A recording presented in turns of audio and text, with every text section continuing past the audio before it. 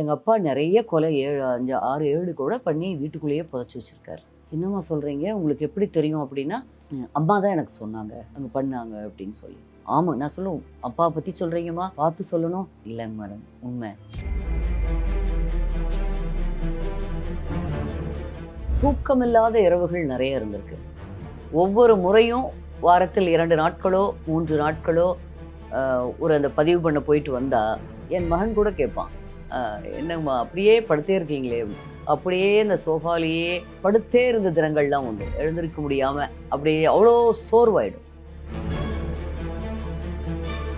நிகழ்ச்சியில் இப்போ Opera Winfrey அதில் தானே அவ்வளவு பெரிய புகழ் பெற்றாங்க. இன்றைக்கும் புகழ்பெற்ற பெண்மணியாக இருக்கிறாங்க. நம்மளை அவ்வளோ நாள் போகிறதுக்கு இங்கே விடலை, ரொம்ப காலம் போகிறதுக்கு விடலை. நானும் சரி, அது தவறாக போயிருமோ, நம்ம இவ்வளோ நாள் செய்த ஒரு நல்ல விஷயங்கள்லாம் மாறி போயிடுமோ, நம்மளையும் அந்த இதுக்குள்ளே ஆக்கிடுவாங்களோன்னு பயந்துக்கிட்டு கொஞ்சம் அங்கே மாற்றம் குழுவில் தென்பட்ட உடனே வெளியில் வந்துட்டேன். வேண்டாம், போதும் அப்படின்னு வெளியில் வந்துட்டேன். நான் மகா மோசமான ரவுடின்னு சொல்லுவாங்களே, அவங்களையெல்லாம் நேர்காணல் பண்ணியிருக்கேன். அவர் நின்றுட்டே இருக்கணும். அவருக்கு ஒரு 40 வயசுக்கு 45 வயசு தான் இருக்கும். அடுத்த நிகழ்வு முடிகிற வரைக்கும் அங்கேயே காத்திருக்கார். நான் ஸ்டூடியோ விட்டு கூடத்தை விட்டு வெளியில் போகிறேன். நின்றுக்கிட்டு, அம்மா என்னை தப்பாக நினைக்காதங்கம்மா, உங்கள் மனசில் நீங்கள் தப்பாக நினைக்காதீங்கம்மா, நான் அவ்வளோ மோசமானவ இல்லைம்மா, எல்லாரும் அப்படியே. எனக்கு இன்னும் அது அப்படியே நினைவு இருக்கு அவர் சொன்னது. பின்னாடி இவ்வளோ விஷயங்கள் இருக்கே அப்படின்னு சொல்லி ரொம்ப கவலையாக இருந்தது. ஆனால் எனக்கு மிகப்பெரிய ஒரு திருப்தி, 800 குடும்பங்களுக்கு மேலே நான் சேர்த்து வச்சுருக்கேன். 2 3 மறுபடியும் வசந்த் தொலைக்காட்சியிலையும் ஒரு 400 500 பண்ணேன். அந்த தொலைக்காட்சியில் இல்லை, அப்புறம் மாலிமுரசில் கூட ஒரு 30. அது சூழல் அதுக்கு மேலே அது அவ்வளோ சரியா இல்லை. அவங்களுக்கு இருக்கக்கூடிய ஒரே விஷயம் அந்த பெண்ணுடைய உடல் தான். அதை புரிஞ்சுக்கணும். காமம் ஒன்று தான் இருக்குமே தவிர, அந்த வார்த்தையை உங்களோட சின்ன பொண்ணு பேச வேண்டாம்னு நினச்சேன். ஆனால் இங்கே தெரியும், பார்த்துக்கிட்டு இருக்கவங்களுக்கு தெரியணுங்கிறதுக்காக சொல்கிறேன். அது ஒன்று தான் முக்கியமாக இருக்குமே தவிர, அங்கே காதலோ பெரிய அன்போ இருக்காது.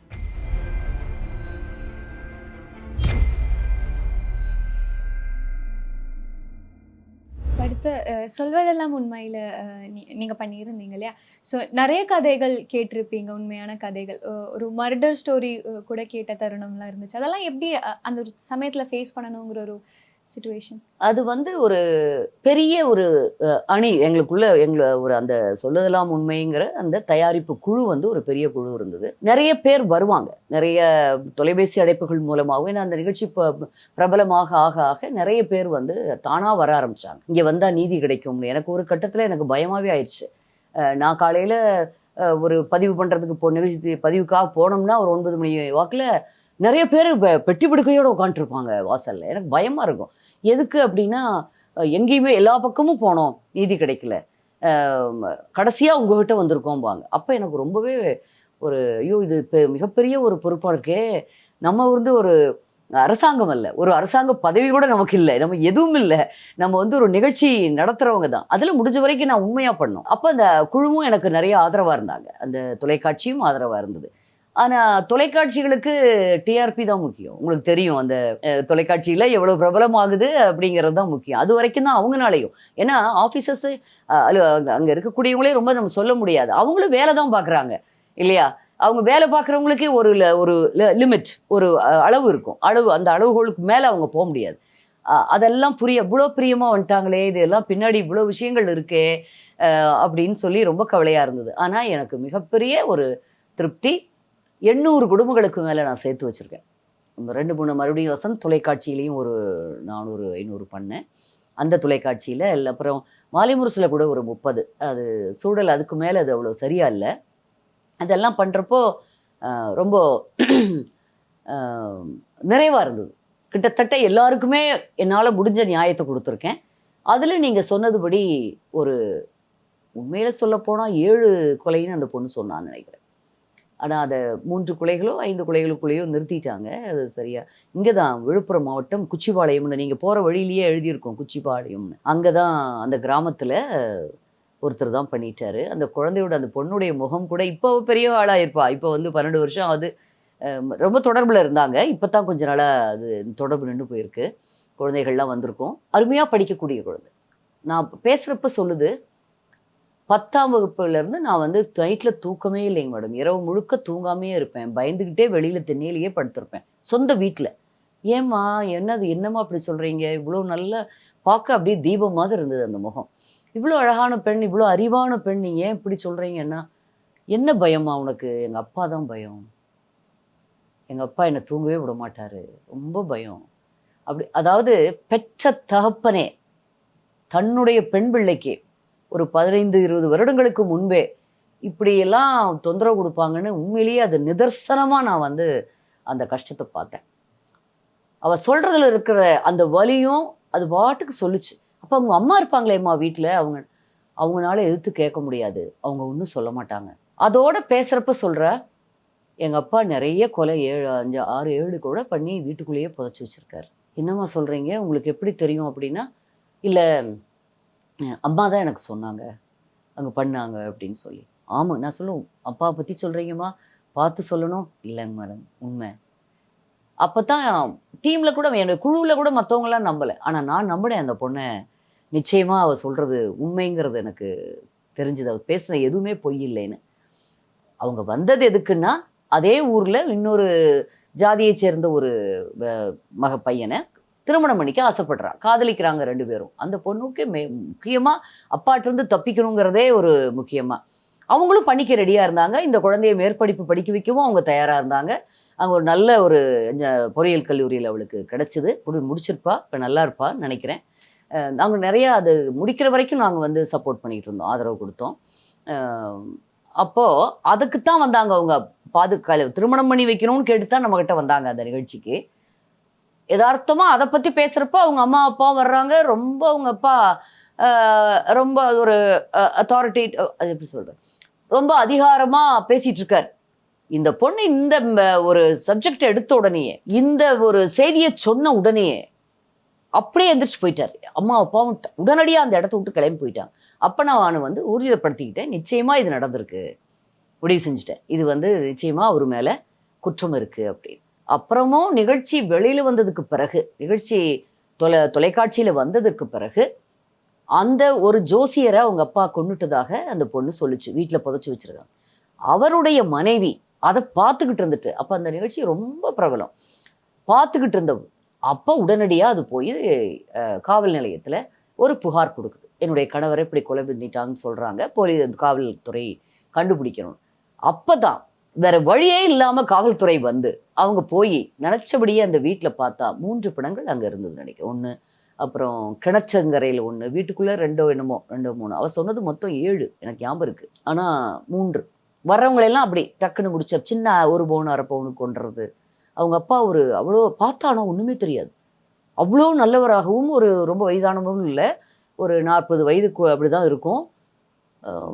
இவருக்குள்ளே இப்படி ஒரு மிருகம் ஒளிந்துட்டு இதெல்லாம் ரொம்ப கவனமாக இருக்கணும். இப்போ சமீபத்தில் நடக்கிற ஒவ்வொரு இதையும் பார்க்குறப்போ காவல்துறை இன்னும் அதிகமாக கவனமாக வேலை பார்க்கணும். ஒரு அர்ப்பணிப்புணர்வோட எல்லாரும் இந்த கவர்மெண்ட் மிஷினரி சொல்லுவாங்க இல்லையா, அந்த அரசு இயந்திரம்ங்கிறது மேலிருந்து கீழே வரைக்கும் எல்லாரும் ஒரு அர்ப்பணிப்போட ஒரு சேவை உணர்வோடு செஞ்சால் மட்டும்தான், வேலை செஞ்சால் மட்டும்தான் ஓரளவுக்காவது நம்ம குழந்தைகளை அடுத்த தலைமுறையை காப்பாற்ற முடியும். இன்னைக்கு அது ரொம்ப குறைஞ்சு போயிருக்குது. அதுதான் ரொம்ப வருத்தமாக இருக்குது. இந்த மாதிரி நிறைய சேலஞ்சிங்கான கேசஸ் நீங்கள் பார்த்துருக்கீங்களே, அப்போ தூக்கம் இல்லாத ராத்திரிகள் அந்த மாதிரி இருந்திருக்கா, இல்லைன்னா மிரட்டல்கள்லாம் சந்திச்சிருக்கீங்களா? தூக்கமில்லாத இரவுகள் நிறைய இருந்திருக்கு. ஒவ்வொரு முறையும் வாரத்தில் 2 நாட்களோ 3 நாட்களோ ஒரு அந்த பதிவு பண்ண போயிட்டு வந்தால் என் மகன் கூட கேட்பான், என்னங்கம்மா அப்படியே படுத்தே இருக்கீங்களே, அப்படியே இந்த சோஃபாலேயே படுத்தே இருந்த தினங்கள்லாம் உண்டு. எழுந்திருக்க முடியாமல் அப்படியே அவ்வளோ சோர்வாயிடும். எல்லாருடைய கஷ்டங்களையும் அந்த சிரமங்களை கேட்டு கேட்டு அப்படியே ரொம்ப நான் வேற உள்வாங்கிடுவேன், உள்ளுக்குள்ளே போயிடுவேன். நான் நடிக்கிறது இல்லை. சரி, நடிப்புன்னா நடிகர் பண்ணுறப்போ அவங்க அது மேலோட்டமாக கேட்டுட்டு அது அவங்களுக்கு ஒரு ஷெட்யூல், அவங்களுக்கு ஒரு எபிசோட், ஒரு அவ்வளோதான். பட் நமக்கு அப்படி இல்லை. என் தமிழ் சமூகம் என்கிட்ட வருது என்னை நம்பி, நான் ரொம்ப இன்வால்மெண்ட்னு சொல்லுவாங்களே, அந்த இன்வால்மெண்ட் ரொம்ப. ஏன்னா நம்மளுக்கு தமிழ் சமூகத்தினுடைய கட்டமைப்பு என்னன்னு தெரியும். ஒவ்வொரு பிரச்சனைக்கும் அது எப்படி எந்த விதமான பிரச்சனைகளை அவங்க சந்திப்பாங்கங்கிறது தெரியும். அதுவும் பெண்களா குறிப்பாக பெண்கள், சிறு பிள்ளைகள்லாம், சிறு பெண்கள்லாம் எவ்வளோ பிரச்சனைக்கு உள்ளாவாங்க அப்படிங்கிறது தெரியும். அதனால ரொம்ப மனவேதனையாக இருக்கும். அவங்க ஒவ்வொருத்தரும் சொல்கிறப்போ அப்படியே உள்ளே போய் நம்ம அவங்க மனசை கேட்குறப்போ ரொம்ப வருத்தமாக இருக்கும். ஆனால் வர்றவங்க ரொம்ப ஆறுதலாக போவாங்க. முடிஞ்ச வரைக்கும் எல்லாருக்கும் நான் வந்து ஒரு ஜஸ்டிஃபிகேஷன் சொல்லுவாங்களே, ஒரு நீதினே சொல்லலாம். அப்படி ஒரு நம்ம ஒன்றும் நீதிபதி எல்லாம் கிடையாது.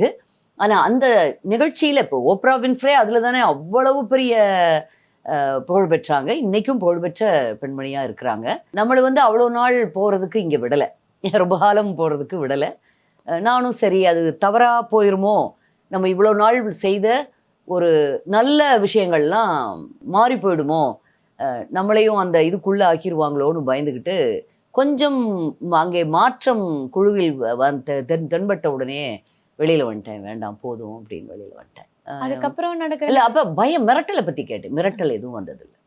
நான் வந்து மகா மோசமான ரவுடின்னு சொல்லுவாங்களே, அவங்களையெல்லாம் நேர்காணல் பண்ணியிருக்கேன். அவர் வந்து நின்றுட்டே இருக்குன்னு அவருக்கு ஒரு 40 வயசுக்கு 45 வயசு தான் இருக்கும். அடுத்த நிகழ்வு முடியிற வரைக்கும் அங்கேயே காத்திருக்கார். நான் ஸ்டூடியோ விட்டு கூடத்தை விட்டு வெளியில் போகிறேன். நின்றுக்கிட்டு, அம்மா என்னை தப்பாக நினைக்காதங்கம்மா, உங்கள் மனசில் நீங்கள் தப்பாக நினைக்காதீங்கம்மா, நான் அவ்வளோ மோசமானவ இல்லைம்மா, எல்லாரும் அப்படியே எனக்கு இன்னும் அது அப்படியே நினைவு இருக்கு. அவர் சொன்னது அவர் செய்திருக்கக்கூடிய அவருடைய தவறுகள், அந்த குடும்பம், நம்மளுடைய குழு அவரை பற்றி சேகரித்த செய்தி எல்லாம் பார்க்குறப்போ அவர் வந்து மகா மோசமான மனிதனாக. ஆனால் இப்போ என்ன பண்ணுறாரு, இருக்காரா இல்லையா எனக்கு தெரியல. எனக்கு அந்த சகோதரன் மேலே எனக்கு உண்மையிலேயே நினச்சா அப்போ ஒரு நல்ல மனது உள்ளே இருக்குல்ல. வெளியில் அவ்வளோ தவறு பண்ணாலும் ஏதோ ஒரு இடத்துல ஒரு நல்ல ஒரு குணம். பாவம், இதெல்லாம் வழி தவறிய ஆடுகள்னு தான் சொல்லணும். அப்படி சொல்லுவாங்களே, அது மாதிரி வழி தப்பி போனவர்கள். மிரட்டல் வந்ததில்லை. சோகமும் வருத்தமும் அந்த தூக்கமில்லாத போனதும் அதெல்லாம் ரொம்ப இருந்திருக்கு. ரொம்பவே அடுத்த ஒரு 3-4 நாட்கள்லாம் அப்படியே தான், அப்படியே சோர்வா. அதுக்கப்புறம் மறுபடியும் நிகழ்ச்சி வரும். அப்படியே தான் இருந்தது அந்த கொஞ்ச காலமும். எனக்கு அது மாதிரியே தான் போய்கிட்டு இருந்தது. ரொம்ப நிறைய விஷயங்கள்லாம் அதில் நாங்கள் சாதிச்சிருக்கோம். கீழக்கரையில் அது பெரிய பணக்காரர்கள் உள்ள, இஸ்லாமியர்கள் அதிகம் உள்ள ஒரு இடம், பெரிய பணக்காரர்கள் உள்ள இடம். அங்கே வந்து குப்பை வந்து தேங்கி போய் ஒரு இடத்துல ஊரே குப்பையாக நினச்சா நம்பவே முடியல. நான் போயிருக்கேன் அங்கெல்லாம். அப்படி ஊரே வந்து மோசமான நிலைமையில் இருந்தது.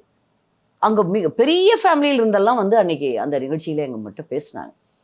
நிகழ்ச்சி 9:30க்கு முடியுது அப்படின்னா 12 மணிக்கு அவ்வளோ பேர் முனிசிபல் இதிலிருந்து, நகராட்சியிலேருந்து ஒரு 30 வண்டிக்கு மேலே ஒரு 40-50 ஆட்களோட போய் சுத்தப்படுத்த ஆரம்பித்தாங்களாம். நள்ளிரவில், நடுரிசியில். அதெல்லாம் எனக்கு ரொம்ப ஆச்சரியமாக இருக்கும். அதே மாதிரி மணிமேகலைன்னு ஒரு பொண்ணு, அதை வந்து ஒரு ஹைவேஸில் வேலை பார்க்குற ஒரு என்ஜினியர், ரொம்ப வசதியானவர். அவர் வந்து அதை கொஞ்சம் கூட வச்சுக்கிட்டு அதுக்கு பெண் குழந்தையை கொடுத்துட்டு கல்யாணம் பண்ணிக்கிறேன்னு சொல்லி ஏமாற்றிட்டு, இந்த பொண்ணும் ஏற்கனவே அது ஒரு 45 வயதுக்கு மேலானவர், ஏற்கனவே திருமணமாகி குழந்தை தெரியாதுன்னு சொல்லுது அந்த பொண்ணு. பட் இருந்தவர் அது ஏமாந்துட்டா. நிறைய பெண்கள் இப்படித்தான் தெரியாமல் போய் ஏமாந்துடுறது, அப்போதைய ஒரு பாதுகாப்பை நம்பி போயிடுறது, நிறைய வந்து ஒரு அறியாமைன்னு சொல்லலாம். அப்புறம் ஒரு அன்பில் சிக்கிக்கிட்டு வெளியில் வர முடியாமல் தவிக்கிறது.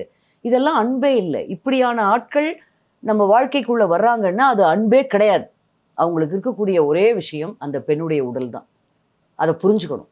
காமம் ஒன்று தான் இருக்குமே தவிர, அந்த வார்த்தையை உங்களோட சின்ன பொண்ணு பேச வேண்டாம்னு நினச்சேன். ஆனால் இங்கே பார்த்துக்கிட்டு இருக்கவங்களுக்கு தெரியணுங்கிறதுக்காக சொல்கிறேன். அது ஒன்று தான் முக்கியமாக இருக்குமே தவிர, அங்கே காதலோ பெரிய அன்போ இருக்காது. அது குறைந்தபட்சம் அதை உணரும் பொழுதாவது வெட்டி விட்டு வெளியில் வர்றதுக்கு பெண்கள் தயாராக இருக்கணும். அப்புறமும் மேலே போய் உடனே குழந்தைகள் அதை அப்படியே என்ன பண்ணுறதுன்னு தெரியாமல் சிக்கி சீரழிஞ்சு மன வேதனையோடையே வாழ்க்கை முழுக்க அந்த குழந்தைகளையும் அந்த வேதனை பாதிச்சிடும். அப்படி ஒரு தவறான முறையில், அதான் சமூகம் ஏற்றுக்கொள்ளாத வகையில் பிறக்கக்கூடிய குழந்தைகளை சமூகம் என்னென்னு ஏற்றுக்கும், அவங்களுக்கு என்னென்னு ஒரு மரியாதை இருக்கும், கௌரவம் இருக்கும். பாவம் இல்லை, வசதியே இல்லைன்னா கூட கௌரவமாக வாழ்கிறது எப்படி, அது எல்லாரும் புறந்தள்ளப்படுற மாதிரி வாழ்கிறது எப்படி, தேவையில்லாமல் 2-3 குழந்தைகளை வேற பெற்று உங்கள் வாழ்க்கையும் அழிச்சுக்கிட்டு அந்த குழந்தைகளுடைய வாழ்க்கையும் அழிக்கிறாங்க. கவனமாக இருக்கணும். பெண்கள் அதிகமான கவனமாக இருக்கணும். ஆண்கள் இந்த மாதிரியான மனசு வந்து ஆண்களுக்கு அந்த காலத்துலேருந்து இருந்துக்கிட்டே இருக்கும் போல் இருக்கு. அது வந்து அவங்களுக்கு ஒரு ஜீன்லேயே தெரியல. நம்ம எல்லார்த்தையும் சொல்லலை, நம்ம எவ்வளோ நல்லவர்கள் இருக்காங்க. பெண்களால் பாதிக்கப்படக்கூடிய ஆண்களும் இப்போ நிறைய பெருகிட்டாங்க. இது வந்து பெண்கள் மட்டுமேன்னு நம்ம சொல்ல முடியாது. பெண்களுடைய தவறுகள் குடும்ப அமைப்புல ரொம்ப நிறையா வருது. இப்போ இருக்கக்கூடிய விவாகரத்துகள் கூட நிறையா பெண்கள்னால ஒரு சின்ன சின்ன ஒரு விஷயங்களுக்கெல்லாம் நம்ம அவங்களோட அனுசரித்து போக முடியாமல் இருக்கிறவங்களும் நிறைய வந்துருச்சு. அதுவும் தவறு. நிச்சயமாக அதையும் நம்ம ஒரேடியாகவும் பார்க்கல. உடனே பார்க்குறவங்க கேட்பாங்க, அப்போவே கேட்பாங்க நிகழ்ச்சியிலேயே, என்னுடைய நண்பர்கள் சகோதரர்களை, என்ன ஒரேடியாக பெண்களையிட்டே பேசுகிறீங்க, அப்போ நாங்களாம் என்ன பாவம் இல்லையா அப்படின்னு. உண்மைதான், நீங்கள் பாவம் தான் அப்படி அமைஞ்சா. ஆனால் சதவிகித அடிப்படையில் பார்த்தா, காலம் காலமாக பார்த்தா, ஆண்களால் பெண்கள் பாதிக்கப்படுறது அதிகமாக இருக்குது, பெண்களால் ஆண்கள் பாதிக்கப்படுறது ரொம்ப குறைவாக இருந்தது. இப்போ அது கொஞ்சம் அதிகமாயிட்டு இருக்கு, மறுப்பதற்கில்லை. அதுவும் சரி செய்யப்பட வேண்டியது தான். ஆனால் பெண்களுடைய சிரமங்கள் ரொம்ப அதிகம் நம்ம சமூக அமைப்பில். இந்த காலகட்டத்தில் அதே மாதிரி இந்த எக்ஸ்ட்ரா மேரிட்டல் அஃபேர்ஸ் இல்லைங்க, லிவிங் டுகெதர், இந்த மாதிரி நிறைய விஷயங்கள் இருக்கு இல்லையா? அதை பற்றிலாம் உங்கள் ஒப்பீனியன் என்ன? எக்ஸ்ட்ரா மேரிட்டல் அஃபேருங்கிறது மிகப்பெரிய பாவமாக எங்கள் காலத்தில் சொல்லப்பட்டது. ஆனால் சுப்ரீம் கோர்ட்டே சில ஆண்டுகளுக்கு முன்பு எக்ஸ்ட்ரா மேரிட்டல் அஃபேர் தவறில்லைன்னு சொல்லிடுச்சு. அதுக்குமே உச்ச நீதிமன்றமே அப்படி சொன்னதுக்கப்புறம் இது அந்தந்த நபர்களை பொறுத்தது, அந்தந்த குடும்பத்தின் அமைப்பை பொறுத்தது, அவரவருடைய மனப்பாங்கினை பொறுத்தது. அது இப்படி ஒரு உறவு இருக்கும் பொழுது அந்த அடுத்த நபரை அது ரொம்ப பாதிக்கும் அப்படிங்கிறத புரிக்கணும். இது தனி மனித சுதந்திரம்னு பேசுகிறாங்க, அதனால இதுக்குள்ளே நான் ரொம்ப போக விரும்பலை. அது அவரவருடைய மனநிலையை பொறுத்தது. லிவிங் டுகெதர் இதெல்லாம் சொன்னீங்க. கால மாற்றம் நிறைய நம்ம வந்து மேற்கத்திய நாடுகளையும் அமெரிக்க நாட்டினரையும் அவங்களைத்தான் நம்ம ரொம்ப நம்ம வந்து பின்பற்றுறோம். இப்போ இன்றைய தலைமுறை வந்து நிறைய வெளிநாடுகளோட தொடர்பு இருக்குது, நிறையா இருக்கிறப்ப இது சௌகரியமாக இருக்குது, சுலபமாக இருக்குது. விவாகரத்துன்னு போனால் அதில் நிறைய பிரச்சனைகள், திருமணம்னு சட்டபூர்வமாக பண்ணிட்டா அதில் நிறைய பிரச்சனைகள் வருது. அதனால தான் வெளிநாடுகளில் நிறைய பெண்களுக்கு காம்பன்சேஷன் சொல்லுவாங்க இல்லையா, அந்த இழப்பீட்டு தொகையெல்லாம் நிறைய கொடுக்க வேண்டியது இருக்கும். அதனால இது வந்து அவங்களுக்கு சுலபமாக இருக்குது பார்க்க போனால். அதனால அவங்க லிவிங் டுகெதர்னு போகிறாங்க, அதுலேயே குழந்தைகளை பெற்றுக்கிறாங்க. அந்த குழந்தைகளுக்கும் இவங்களுடைய குழந்தை தான் அப்படின்னா அவங்களுக்கு உரிய ரைட்ஸ் அந்த அப்பாவுடைய சொத்துலேயோ இல்லை அவர் பார்த்துக்கணுங்கிறதுலையோ ரைட்ஸ் கூட இருக்குது. நம்ம இதில் கூட அப்படி ஒரு இது வந்திருக்குன்னு நினைக்கிறேன். இருந்தாலும் அந்த அந்த லிவிங் டுகெதர் பொறுத்த வரைக்கும் இன்செக்யூரிட்டின்னு சொல்லுவாங்க இல்லையா, ஒரு பாதுகாப்பு இல்லாத உணர்வு எப்பவும் இருக்கும். பெண்ணுக்கானாலும் சரி, ஆணுக்கானாலும் சரி, திருமண உறவுலையே இருக்குதுனாலும் இன்றைய காலகட்டத்தில் இதில் ரொம்ப இருக்கும். எப்போ விட்டுட்டு போனாலும் நம்ம கேள்வி கேட்க முடியாது. எப்போ கூட நம்ம வாழ்க்கையை விட்டும் அவங்க மறைஞ்சிட்டாலும் எதுவும் யார்கிட்டையும் கேட்க முடியாது. அவங்க போய் இன்னொரு திருமணம் பண்ணிக்குவாங்க, அதெல்லாம் ஏற்றுக்கொள்ள வேண்டியது இருக்கும். வாழ்க்கை வந்து ஒரு பாதுகாப்பு உணர்வு, அதுவும் குறிப்பாக பெண்களுக்கு எப்பவும் ஒரு பாதுகாப்பு உணர்வு. அதுக்குத்தானே இந்த குடும்ப அமைப்பே. எல்லாரும் பெரியவங்க பார்த்து ஏன் கல்யாணம் பண்ணிக்கிறது, காதலிச்சா கூட ஏன் பெரியவங்க சொல்லி அவங்களுடைய அனுமதியோட கல்யாணம் பண்ணிக்கிறதுலாம் திருமணம் எதற்காக பண்ணுறாங்க? எல்லாமே இந்த பாதுகாப்பு. அப்பா அம்மா கூட இருக்காங்க, மாமனார் மாமியார் ஒரு திருமணம்ங்கிறது 2 குடும்பங்கள் இணையிற ஒரு விஷயம். அதனோட முக்கியத்துவத்தை நிறைய பேர் புரிஞ்சுக்கிறது இல்லை. இப்போ எல்லாமே மேலோட்டமாக போயிடுச்சு இன்னைக்கு சமுதாயம். மேலோட்டமாக அப்படியே பார்த்து அப்படி மேலோட்டமாக வாழ்ந்தீங்கன்னா வாழ்க்கையினுடைய உண்மையான அந்த சுவை இருக்கு பாருங்க, ருசி, அது தெரியாது. வாழ்க்கையினுடைய ருசி தெரியணும்னா நீங்கள் கொஞ்சம் ஆழ்ந்து கவனிக்கணும். அப்போ தான் நம்ம மனிதர்கள் இல்லையா, அரிது மானிடராதல் அரிது இல்லையா, அவ்வளோ அரிதான மானிட பிறவி நம்மளுக்கு கிடைச்சிருக்கு இல்லையா. அப்போ நம்ம அதை வந்து நம்ம மிருகங்கள் இல்லை, அப்படியே மேம்போக்கா அப்படியே வாழ்ந்துட்டு போகிறது. அது கூட தன்னுடைய இணையோடு இருக்கும் சில மிருகங்கள்லாம். அப்படி நமக்குன்னு ஒரு கணவர், குழந்தைகள், அவரை சார்ந்த உறவுகள், என்னை சார்ந்த உறவுகள் எல்லாம் வர்றது போகிறது, ஒரு நிகழ்வுகளை கலந்துக்கிறது, ஒரு பெரிய பாதுகாப்பை ஆணுக்கானாலும் பெண்ணுக்கானாலும் கொடுக்கும். ஆணுக்கானாலும் பெண்ணுக்கானாலும் திருமணத்துக்கு பிறகு ஒரு ஸ்டேட்டஸ், ஒரு அந்தஸ்து வரும், ஒரு கௌரவம் வரும். பாருங்க, ஆண்களுக்கும் அது உண்டு.